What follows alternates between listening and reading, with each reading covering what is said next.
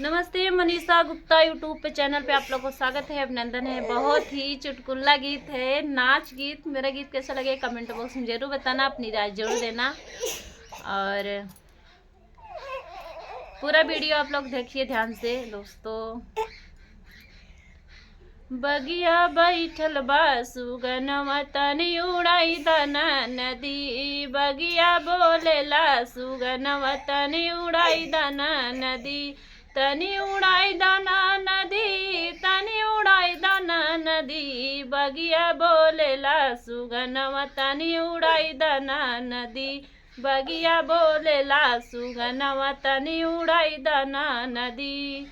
सोने की थाली में जेवना परोसे, सोने की थाली में जेवना परोसे, तनी जवाई दाना नदी, तनी जवाई दाना नदी, कल के भूखल बा सजनवा तनी जवाई दाना नदी, कल के भूखल बा सजनवा तनी जवाई दाना नदी, बगिया बोलेला सुगनवा तनी उड़ाई दाना नदी, बगिया बोलेला सुगनवा तनी उड़ाई दाना नदी। झझड़े गेड़ुआ गंगा जल पानी, झझड़े गेड़ुआ गंगा जल पानी, तनी घुटाई दाना नदी, तनी घुटाई दाना नदी, कल के प्यासल बा सजनवा तनी घुटाई दाना नदी, कल के प्यासल बा सजनवा तनी घुटाई दाना नदी, बगिया बोलेला सुगनवा तनी उड़ाई दाना नदी, बगिया बोलेला सुगनवा तनी उड़ाई दाना नदी, तनी उड़ाई दाना नदी, तनी उड़ाई दाना नदी, बगिया बोलेला सुगनवा तनी उड़ाई दाना नदी, बगिया बोलेला सुगनवा तनी उड़ाई दाना नदी। झझड़े सो लौंगा इलाची कबीरवा जोड़ावे, लौंगा इलाची कबीरवा जोड़ावे, तनी कुचाई दाना नदी, तनी कुचाई दाना नदी, कल के अमलल बा सजनवा तनी कुचाई दाना नदी, कल के अमलल बा सजनवा तनी कुचाई दाना नदी,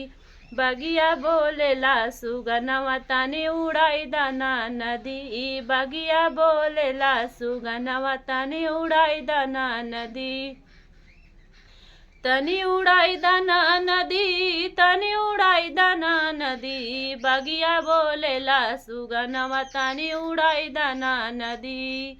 लौंगा इलाची कबीरवा जोड़ावे, लौंगा इलाची कबीरवा जोड़ावे, तनी कुचाई दाना नदी, तनी कुचाई दाना नदी, कल के अमलल बा सजनवा तनी कुचाई दाना नदी, बगिया बोलेला सुगनवा तनी उड़ाई दाना नदी, बगिया बोलेला सुगनवा तनी उड़ाई दाना नदी।